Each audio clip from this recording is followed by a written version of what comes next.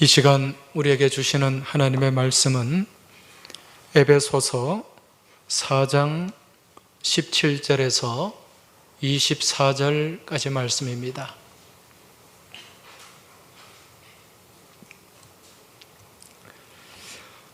에베소서 4장 17절에서 24절까지 말씀을 받들어 읽겠습니다.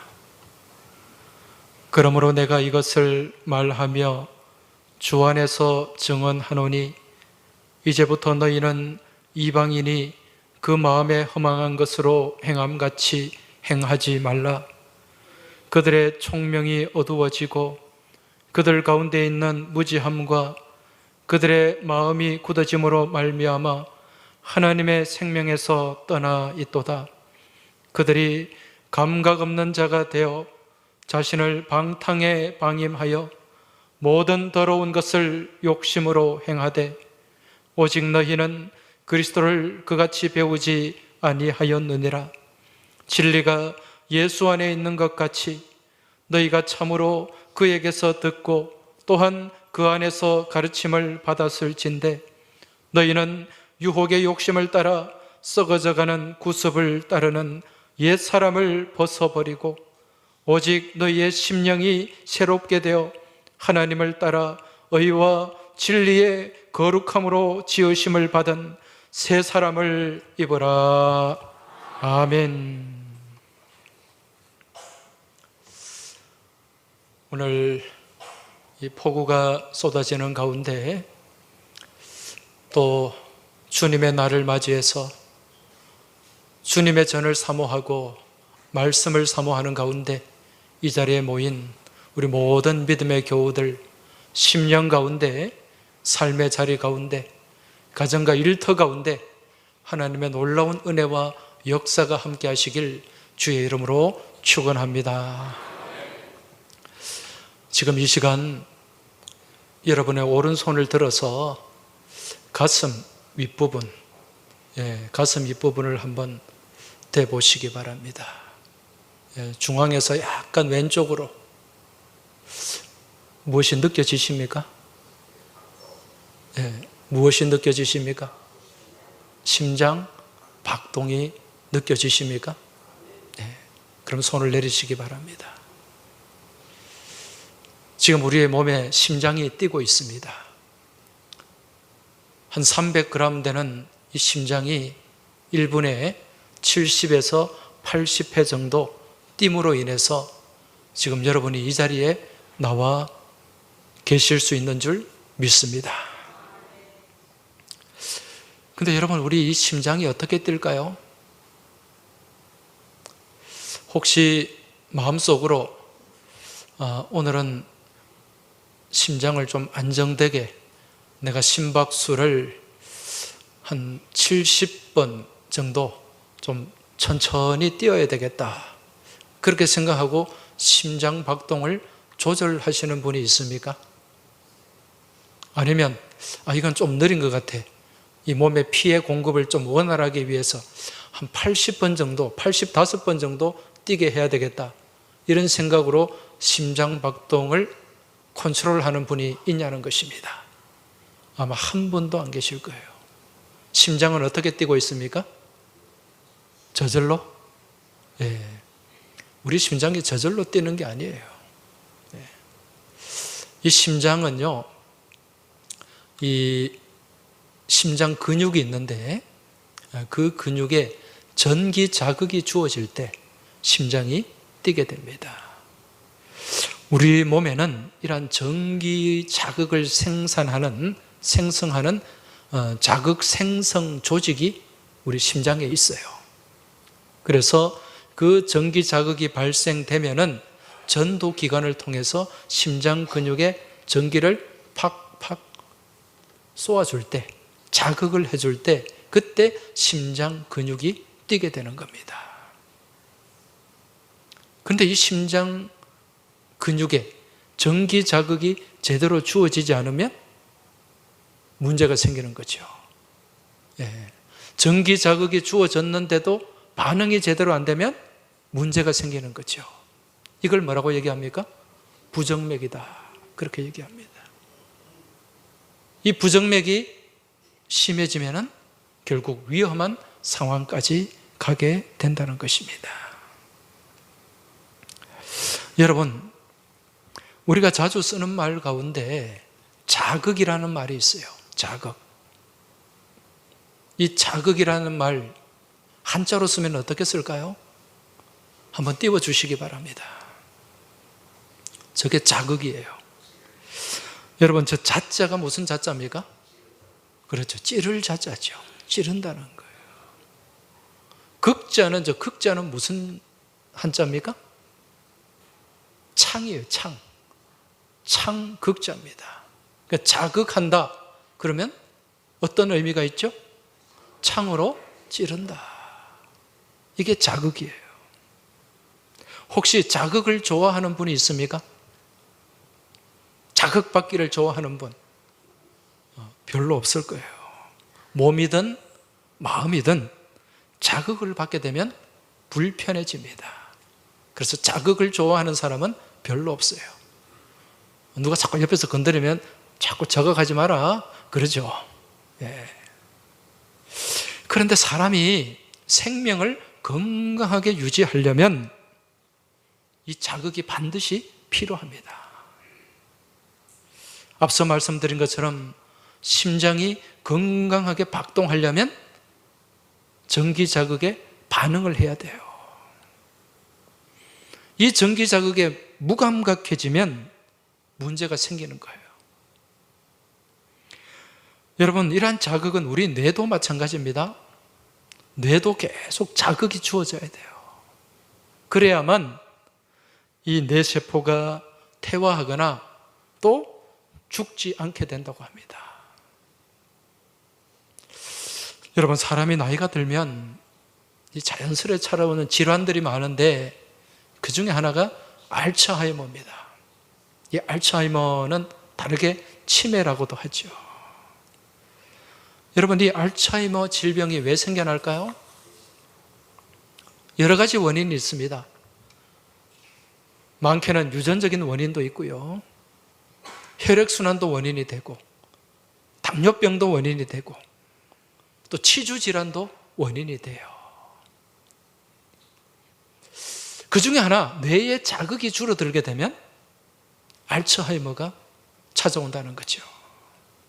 그럼 뇌에 자극을 줘야 되는데 어떻게 뇌에 자극을 줄 수 있을까요? 머리를 많이 치시기 바랍니다. 이 손가락으로 두피를 많이 이렇게 쳐주세요. 농담이 아니고 이게 자극을 주는 거예요. 그럼 머리에 혈액순환이 잘 되고 이게 치매 예방에도 도움이 됩니다. 그리고 우리의 생각으로 자극을 줘야 돼요. 생각으로. 그래서 독서하는 게 굉장히 유익합니다. 자꾸 책을 읽게 되면 생각을 하게 되고 뇌에 자극이 주어지게 되거든요. 그러한 독서 가운데서 제일 좋은 독서가 무엇을 읽는 독서입니까? 성경 말씀. 생명의 말씀이니까. 아이고, 책만 피면 잠이 온다. 그렇게 생각하지 마시고 잘 때 자더라도 성경을 좀 많이 읽으시기 바랍니다. 듣는 것도 괜찮아요. 그리고 필사하는 것은 더 좋습니다. 우리의 눈과 생각과 손가락이 몸이 같이 움직이기 때문에 굉장히 도움이 됩니다. 이러한 뇌에 자극을 주고요. 아까 제가 말씀드린 이런 두피 자극, 또 운동도 뇌의 자극에 도움이 됩니다. 많이 걸으면요, 몸을 움직이면은 쿵쿵 하면서 뇌에 자극이 올라가고 혈액순환이 잘 되거든요. 그리고 정말 중요한 게 있는데요. 그것은 잘 씹으셔야 됩니다. 무엇을 씹어야 될까요? 옆 사람을 씹는 게 아니고 음식을 잘 씹어야 돼요. 이 음식을 잘게 그렇게 잘 씹어서 우리 위장에 들어갈 때 소화도 잘 되고, 우리가 이렇게 음식을 씹잖아요. 그러면 딱딱딱 씹을 때 뇌에 자극이 주어져요. 그래서 이 치주 질환이 없어야 됩니다. 충치가 없어야 되고 치주 질환이 없어야 돼요. 여러분, 충치가 있고 이가 아프면 제대로 씹을 수가 있습니까? 없습니까? 못 씹잖아요. 그래서 치과 치료는 정기적으로 받아야 돼요. 이가 아파서 한쪽이 못 씹는다? 의학자들이 연구를 해보니까 우리 양쪽에 어금니가 있지 않습니까? 한쪽에 잘 못 씹고 한쪽만 씹으니까 이쪽에 뇌가 해마 쪽이 태화가 되더래요. 그래서 잘 씹으셔야 돼요. 껌을 씹는 것도 좋습니다. 예배 시간에 껌 찍찍 씹지 말고 평소에 이렇게 껌을 씹는 것도 도움이 된다 그래요. 또 씹는 걸 너무 좋아해가지고 또 옆 사람 씹고 친구 씹고 교인들 씹고 그런 걸 씹지 마세요. 건강에 좋지 않습니다. 그래서 충치가 없어야 돼요. 치과를 자주 가시기 바랍니다. 우리 교회에 잘 보는 치과가 있어요. 저기 하단에 가면 박경호 치과가 있고 이쪽에 충무동에 가면 이수영 치과가 있습니다. 자주 가시면 잘 돌봐드릴 겁니다. 이게 농담이 아니고 진짜 치과, 치주 질환이 없어야 돼요. 그래야 뇌에 자극이 주어지게 되고 좀 알츠하이머 이런 치매에서 멀어지게 된다는 것입니다. 자, 지금 제가 이렇게 자극에 대해서 말씀을 드렸는데 우리가 건강하게 살아가는 데 있어서 이 자극이 굉장히 중요합니다. 우리 육신의 삶에 있어서도 자극이 중요해요. 근데 더 중요한 게 있어요. 무슨 자극입니까? 영적인 자극이에요. 영적인 자극. 영적인 삶에서도 계속 우리가 자극을 받아야 돼요. 그 자극에 민감해져야 됩니다. 그래야 영적으로 깨어있고 그리고 건강한 삶을 살 수가 있다는 거죠. 여러분, 우리가 영적으로 건강하기 위해서 영적 자극을 받아야 되는데 이러한 영적 자극을 주는 도구가 무엇일까요? 무엇으로 자극받아야 될까요? 자극을 주는 도구. 여러분, 성경에 보면 잠언서가 있죠. 잠언. 이 잠언의 잠자가 무슨 잠자라 그랬습니까? 바늘 잠자, 침 잠자예요. 그리고 찌를 잠자입니다. 찌른다는 거예요. 말씀 언. 무엇으로 찔러요? 말씀으로. 우리를 찌르는 말씀이에요. 그래서 성경의 모든 말씀이 다 잠언이에요. 우리의 무엇을 찌른다? 우리의 영혼을 찌르고 우리의 양심을 찌르고 우리의 폐부를 찌르는 말씀. 우리 영혼을 찌르는 도구는 무엇이다? 하나님의 말씀이다. 그래서 히브리서 4장 12절 말씀을 한번 보시기 바랍니다. 같이 한번 읽어보겠습니다. 하나님의 말씀은 살아있고 활력이 있어 좌우의 날선 어떤 검보다도 예리하여 혼과 영과 및 관절과 골수를 찔러 쪼개기까지 하며 또 마음의 생각과 뜻을 판단하나니. 할렐루야. 하나님의 말씀은 살아있는 말씀이에요. 좌우의 날선 어떤 검보다도 예리한 말씀이에요. 창과 같은 말씀이에요. 이 말씀이 우리의 영과 혼과 및 관절과 골수를 찌르는 거예요. 하나님 말씀이 찌릅니다. 그리고 우리를 쪼개는 거예요. 강하게 자극하는 도구, 하나님의 말씀입니다. 이렇게 찔러서 어떻게 한다고요? 잠든 영혼을 깨우는 겁니다. 죽어가는 영혼을 깨우고 살리는 거예요. 그리고 완전히 쪼개어서 그 심령, 병든 심령을 수술하고 치료하고 살려내는 수술 도구가 바로 하나님의 말씀인 줄 깨달으시기 바랍니다. 이런 하나님의 말씀이 내게 다가올 때, 나를 찌를 때 우리는 어떻게 해야 됩니까? 반응을 해야 돼요. 찌르는데 반응이 있어야죠. 아무런 반응이 없으면 그건 죽어가는 것입니다. 문제가 심각해진다는 거예요. 하나님 말씀이 나를 찌를 때 여러분, 거기에 내가 아멘하고 그 말씀에 반응해야 됩니다. 그리고 그 말씀을 내가 살아야 돼요. 그 말씀에 내 양심이 찔림이 있어야 돼요. 이래 살아서는 안 되겠다 결단하고 작정하고 살아내는 믿음의 모습이 있어야 된다는 것입니다. 이게 살아있는 신앙의 모습인 줄 깨달으시기 바랍니다. 근데 찔러도 감각이 없어. 반응이 없어요. 이게 문제라는 거죠. 우리 몸에서 찔러도 반응이 없는 부위가 있습니다. 여러분, 우리 몸 머리부터 발끝까지 바늘로 찔러보세요. 반응이 있습니까? 없습니까? 있죠. 왜? 아프니까, 따가우니까. 근데 찔러도 무감각한 곳이 있어요. 그곳이 어딜까요? 굳은 살입니다. 굳은 살. 굳은 살은 무감각해요.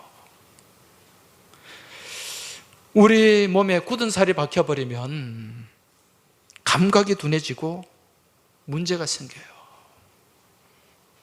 요즘은 제가 기타를 잘 안 칩니다만 옛날에 한참 기타를 열심히 쳤을 때 이 손가락에 다 굳은 살이 박혔어요. 이게 만지면 감각이 없습니다. 그래서 나중에 굳은 살이 박히면 이 코드를 잡아도 별로 아프지도 않고 그래요. 여러분, 우리 심령 또한 마찬가지입니다. 우리의 심령이요, 우리의 영혼이 부드러운 심령이 되어야 됩니다. 부드러워야 돼요. 우리의 마음이 부드러워야 돼요. 근데 거기에 굳은 살이 박혀버리면, 마음이 굳어져 버리면 어떻게 된다고 말씀합니까? 어두워지고 둔해지고 무감각해지고 맙니다. 오늘 말씀 18절을 한번 보십시오. 그들의 총명이 어두워지고 그들 가운데 있는 무지함과 그들의 마음이 굳어짐으로 말미암아 하나님의 생명에서 떠나 있도다. 무엇이 굳어짐으로 말미암아? 마음이 굳어짐으로 말미암아 총명이, 영적인 총명이 어두워져요. 영적으로 어두워져요. 무감각해져요. 결국 살아가는 것이 아니라 죽어가는 겁니다. 이러한 모습을 두고 오늘 본문 19절에서 이러한 모습으로 살아가는 인생을 두고 감각 없는 자다 얘기합니다. 19절 보시기 바랍니다. 그들이 감각 없는 자가 되어 자신을 방탕에 방임하여 모든 더러운 것을 욕심으로 행하되. 찔러도 반응이 없고, 이 마음이 굳어지니까, 심령이 굳어지니까 감각이 없어져 버려요. 감각이. 이게 무서운 겁니다. 여러분, 이렇게 감각 없는 인생이 되고 감각 없는 자가 되면 어떻게 살아가는가? 말씀 19절에 보면 자신을 무엇에 방임하여? 방탕에 방임하여. 그들이 감각 없는 자가 되어서 자신을 방탕에 방임한다는 겁니다. 여러분, 방탕이 뭡니까? 방탕한 삶. 이 방탕이라는 말은 헬라 말로 아셀게이아라는 말이에요. 이 아셀게이아라는 말은 절제가 없다는 거예요. 무절제하다. 무절제하게 살아가는 거예요. 여러분, 이 절제라고 하는 것은 삶의 브레이크와 같은 것입니다. 여러분, 이 차를 운전할 때 브레이크가 얼마나 중요한지 아시죠? 여러분, 다른 차의 다른 기관, 엔진이나 다른 계기판이나 스피커나 오디오나 이거는 목숨과는 별 상관이 없어요. 그런데 브레이크가 파열되면, 고속도로 질주하다가 브레이크가 파열되면 대형 사고가 납니다. 우리 삼복도로 이 언덕에서 브레이크가 파열되면 그냥 내리막을 치닫게 돼요. 대형 사고가 일어난다는 거죠. 우리 삶도 마찬가지입니다. 이 인생의 브레이크가 얼마나 중요한지 몰라요. 이 브레이크가 파열되면 우리 인생 가운데 대형 사고가 일어납니다. 이 인생의 브레이크가 뭐라고요? 절제라는 거예요. 절제. 절제하지 못하게 되면 방탕하게 된다고 말씀하고 있습니다. 여러분, 이러한 방탕의 대표적인 모습이 뭘까요? 에베소서 5장 18절에 보면 술 취하지 말라. 이는 무엇한 것이니? 방탕한 것이니. 술 취하지 마라. 이것은 방탕한 것이다. 여러분, 여기서 중요한 게 뭘까요? 술일까요? 취하는 걸까요? 다 중요하지. 여러분, 여기서 우리가 중요하게 바라봐야 될 단어가 취하는 겁니다. 취하지 마라. 이 취한다는 말은 헬라어로 메디스코라는 말인데, 이 말은요, 지배받는다는 뜻이에요. 지배받는다. 무언가에 지배받는 거예요. 술 취한다 그러면 무엇에 지배받는다? 술에 지배를 받는 거예요. 마약에 취한다 그럼 무엇에 지배를 받아요? 마약에 지배를 받는 거예요. 여러분, 술 취하고 마약에 취하면은 정신이 제 정신이 아니잖아요. 몸은 내 몸인데 내 마음대로 움직여지지 않아요. 뭐 술 취하지 않고 술도 안 취하고 마약도 안 취해 보셔가지고 잘 모르시는 것 같은데, 취하면 그렇게 됩니다. 내 몸과 마음이 따로 노는 거예요. 무엇의 지배를 받습니까? 술의 지배를 받고 마약의 지배를 받는 거예요. 이 술과 마약뿐만 아니라 다른 것도 마찬가지입니다. 여러분, 사람이 도박에 취하게 되면 도박의 지배를 받아요. 늘 뭐 눈만 감으면 그냥 화투장 막 이런 게 생각이 나는 거예요. 음란에 취해서 살아가게 되면 음란의 지배를 받게 됩니다. 돈에 취해서 살아가게 되면 돈밖에 모르고 돈의 지배를 받게 살아가게 된다는 거예요. 이게 지배받는 삶입니다. 이게 성경에서 뭐라고요? 방탕한 삶이라는 거예요. 그래서 그 뒤에 술 취하지 말라. 이는 방탕한 것이니 무엇의 충만함을 받으라? 성령의 충만함을 받으라. 성령에 취하라는 거예요. 성령에. 하나님 말씀에 취하라는 거예요. 그래야 살 수 있기 때문에. 이처럼 술에 지배받고 향락에 지배받고 도박에 지배받고 이런 지배받는 삶, 이게 방탕한 삶이고, 이렇게 살아가는 삶의 모습이 감각 없는 자의 모습이라는 것입니다. 그 다음 또 감각 없는 자의 모습이 어떤 모습인가? 19절 말씀 그 뒤에 하반절을 보시면 모든 더러운 것을 욕심으로 행하되, 이렇게 말씀하고 있습니다. 여러분, 사람이요, 영적으로 무감각해지면 욕심의 지배를 받고 욕심에 매여서 욕심으로 행하는 삶을 살아가게 됩니다. 욕심에 매여 살아가는 거예요. 이게 감각 없는 삶의 모습입니다. 그런데 이 땅을 살아가는 사람들 중에 욕심이 없는 사람이 있을까요? 없을까요? 나는 욕심이 없다. 혹시 그런 분이 있습니까? 손 한번 들어보세요. 네, 그러면 꼭 이때 머리를 한번 이렇게 올리는 분들이 있어요. 지금 이 자리에도 두 분이 이렇게 올리더라고요. 욕심 다 있습니다, 여러분. 근데 욕심이라고 해서요, 다 나쁜 게 아니에요. 욕심도 좋은 욕심이 있습니다. 어떤 욕심이 좋은 욕심일까요? 내가 인생을 살아가는데 이렇게 살아서는 안 되지. 내가 좀 더 인생을 좀 더 적극적으로 열심히 그렇게 복되게 살아야 되겠다는 욕심, 이거 좋은 욕심이에요. 학교 다니는 학생이, 고등학생이, 대학생이 내 성적이 이래가지고는 안 되지. 내가 좀 더 공부해야지. 성적을 올려야지. 이 학업에 대한 욕심, 좋은 거예요. 신앙생활하는 성도들이 내가 믿음의 삶을 산다고 하면서 이렇게 살아서는 안 된다. 내가 좀 더 적극적으로 열심히 헌신하며 그렇게 하나님 보시기에 아름답게 살아야 되겠다는 그 욕심, 여러분, 거룩한 욕심이요, 선한 욕심인 줄 깨달으시기 바랍니다. 근데 이러한 욕심에 배치가 되는 욕심이 있어요. 어떤 욕심입니까? 오늘 말씀에 나오는 더러운 것을 향한 욕심이에요. 더러운 욕심입니다. 이게 사람을 죽이는 거예요. 여러분, 우리가 살아가면서 우리가 갖게 되는 더러운 욕심, 어떤 욕심이 있습니까? 쾌락을 향한 욕심이 있어요. 향락을 향한 욕심이 있어요. 음란을 향한 욕심이 있어요. 물질을 향한 욕심이 있어요. 권력을 향한 욕심이 있어요. 다른 사람을 짓밟고 올라서려고 하는 욕심이 있어요. 이게 어떤 욕심이라고요? 더러운 욕심이에요. 더러운 것을 향한 욕심. 이게 우리를 감각 없는 자로 만들고 우리를 죽게 만든다는 거죠.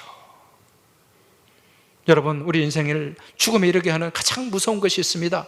그게 뭡니까? 우리를 죽게 하는 것. 죄잖아요, 죄. 그래서 로마서 6장에 보면 죄의 싹은 무엇이다? 사망이다. 그런데 이 죄가 어디서부터, 어디로부터 죄가 옵니까? 그렇죠, 욕심이죠. 야고보서 1장 15절 말씀을 보면 욕심이 잉태한 즉 죄를 낳고 죄가 장성한 즉 사망을 낳느니라. 욕심이 죄의 원인이에요. 결국 이 욕심이 우리를 무엇으로 내몬다? 죽음으로 내몬다. 이제 우리가 이 말씀을 통해서 중요한 사실을 깨닫게 되는데, 우리가 영적으로 무감각해지고 감각 없는 자의 삶을 살아가게 되면 그 결과는 결국 무엇이라고요? 죽음이라는 거죠. 우리 몸의 장기가 단단하게 굳어지면, 혈관이 굳어지면 무슨 병이 찾아옵니까? 우리 간이 단단하게 굳어져요. 간경화가 되잖아요. 혈관이 굳어버립니다. 혈관경화, 동맥경화가 오잖아요. 문제가 생긴다고요. 여러분, 가장 무서운 질병이 암이잖아요. 이 암도 어떤 질병입니까? 우리 몸에 단단한 종양이 생기는 거예요. 이게 속이 더부룩하고 소화가 안 돼서 이렇게 만져보면 암이 생기면 단단한 덩어리가 만져집니다. 간경화가 되면 간이 굳어버리면 결국 간암이 찾아와요. 여러분, 한자로 이 암이라는 한자, 암은 결국 그 안에 보면 바위 암자가 들어가 있어요. 돌처럼 단단하게 굳어진다는 거죠. 이처럼 우리 심령에도, 우리 신앙에도 굳은 살이 박히고 단단하게 굳어지게 되면 감각이 없어져요. 단단하게 굳어버리면 생명이 아니라 죽음을 향해 나아가게 된다는 것입니다. 그럼 어떻게 해야 될까요? 지금 스스로 한번, 오늘 이 시간 스스로의 지금 심령을 한번 진단해 보시기 바랍니다. 내 심령, 내 영혼은 어떤 상태인가? 부드러운 상태인가? 굳어있는 상태인가? 한번 돌아보시기 바랍니다. 만약에 굳어있다면, 우리의 심령이 굳어있다면 그대로 놔둬서는 안 되죠.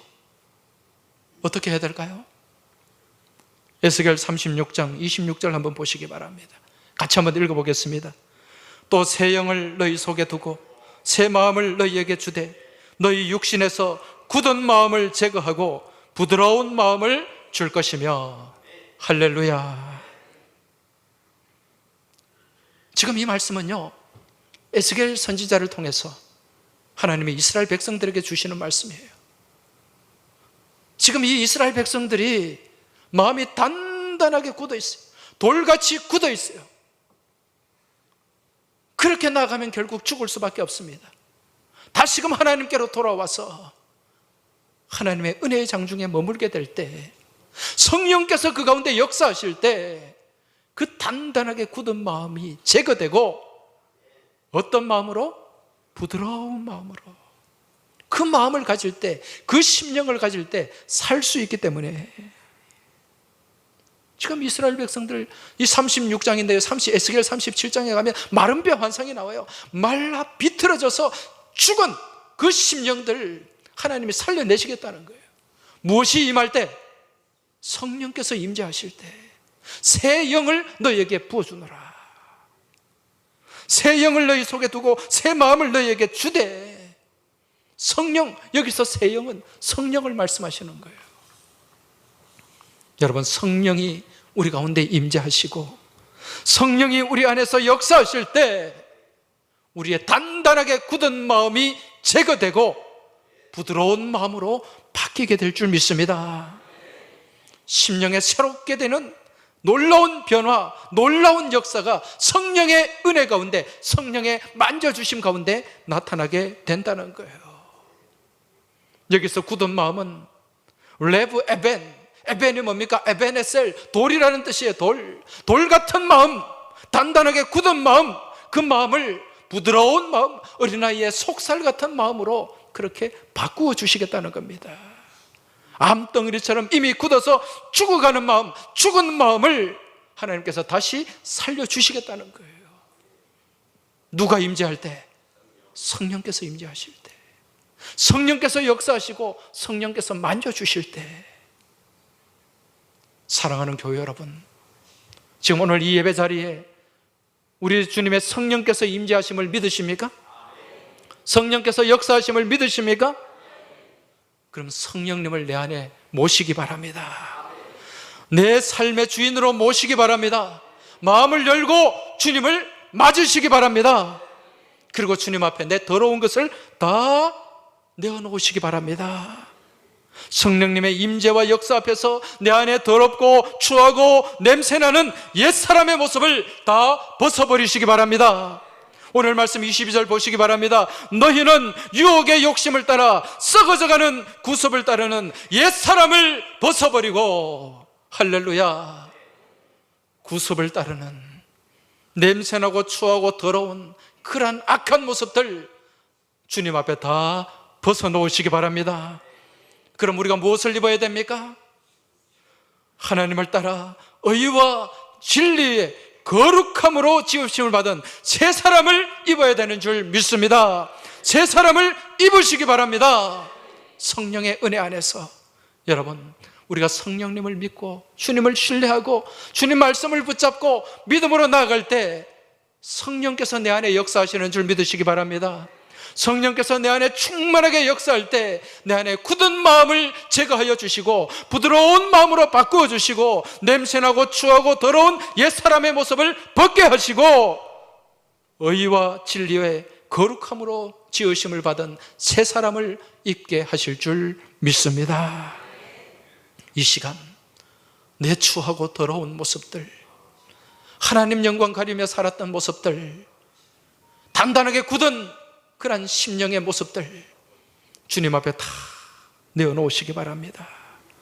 그리고 이 시간 성령님을 사모하고 성령님을 모시고 우리 주님을 찬양하며 나아갈 수 있길 바랍니다. 이 시간 다 같이 우리의 마음을 모아서 우리 주님의 성령님을 찬양하며 성령님을 내 안에 주인으로 모시고 나아가도록 하겠습니다. 오소서 진리의 성령님, 이 시간 성령님 앞에 내 모든 것을 내어놓으시고 그 성령님 앞에 내 삶의 모든 것을 맡기시기 바랍니다. 주님 앞에 우리가 모든 것을 내려놓고 믿음으로 나아갈 때 우리 주님 우리를 만져주시고 우리를 살려주시고 우리를 회복해 주시고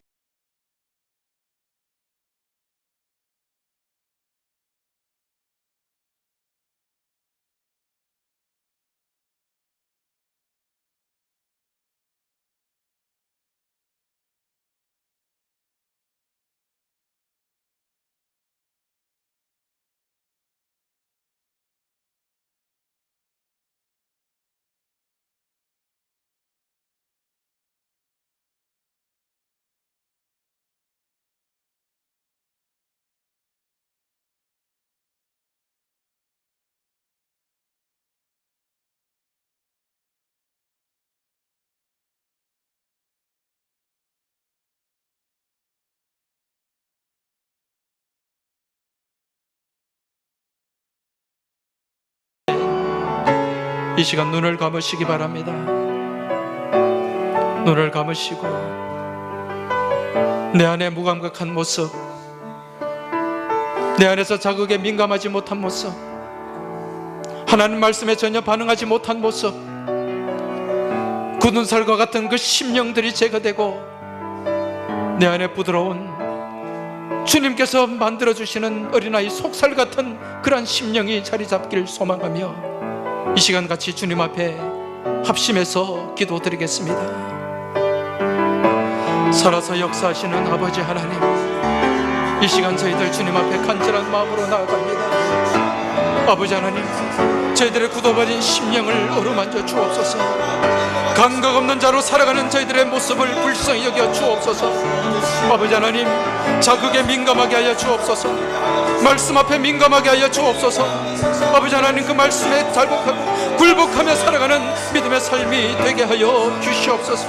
아버지 하나님, 저희들의 심령에 굳은 살이 제거되게 하여 주옵소서. 아버지 하나님, 하나님의 말씀으로 찔러 쪼개 수술하여 주시기 원합니다. 굳은 살이 다 제거되게 하여 주옵시고, 저희들의 심령 가운데 어린아이의 속살 같은 부드러운 심령이 자리 잡게 하여 주시옵소서. 아버지 하나님, 그 심령 가운데 말씀의 씨앗이 뿌려지게 하여 주시고, 아버지 하나님, 말씀의 싹이 자라게 하시고, 말씀의 은혜가 저희 가운데 충만하게 하여 주옵소서. 주님, 살려 주옵소서. 회복시켜 주옵소서. 저희를 새롭게 하여 주옵소서. 옛사람의 모습을 다 벗어버리게 하여 주옵시고, 아버지 하나님, 새 사람으로 거듭나게 하여 주시옵소서.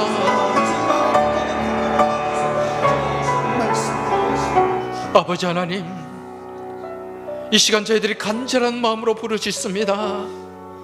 저희들의 심령 가운데 굳은 살을 제거하여 주옵소서. 단단하게 굳어버린 심령을 수술하여 주옵소서. 하나님 말씀으로 찔러 쪼개 주옵소서. 굳은 마음이 제거되게 하여 주시고, 어린아이 속살 같은 부드러운 마음이 자리 잡게 하여 주옵소서.